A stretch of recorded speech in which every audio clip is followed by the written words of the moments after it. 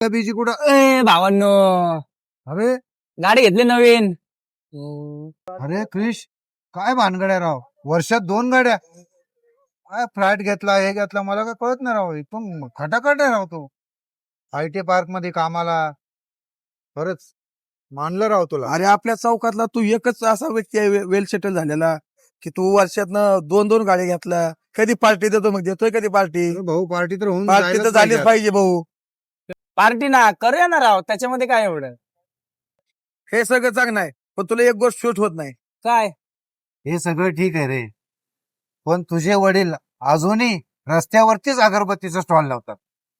पण एवढं तू सगळं काय केला, पण त्यांचं काय ते काय सुटत नाही. तुझ्या मागं लोक काय म्हणतात माहितीये का?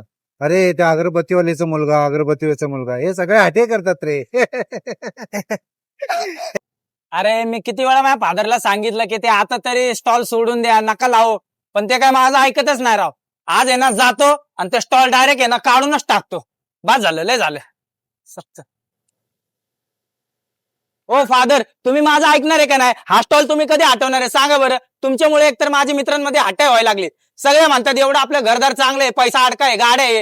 हा तुम्हाला वाटलंच आहे ना मी मॉलमध्ये एखादा स्टॉल घेऊन देतो, पण आहे ना हे टेला इथून काढून टाका. आता तुला लाज वाटायला लागली या स्टॉलची. अरे विसरू नको, या स्टॉल वरती कमवून कमवून तुला लहानाचं मोठं केलंय, तुला चांगलं शिक्षण दिलंय, तुझे हाऊस मौज, कपडे, गाड्या हे सगळं या स्टॉल मुळे झाले.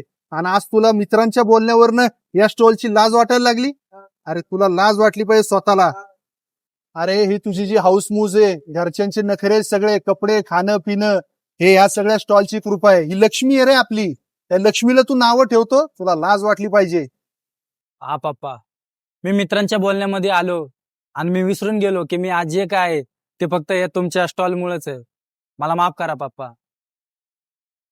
तर मित्रांनो, ज्या व्यवसायामुळे आपलं घरदार चालतं त्या व्यवसायाला, त्या लक्ष्मीला कधीच नावं ठेवायची नाही. तुम्हाला काय वाटतं? कमेंट मध्ये नक्की सांगा.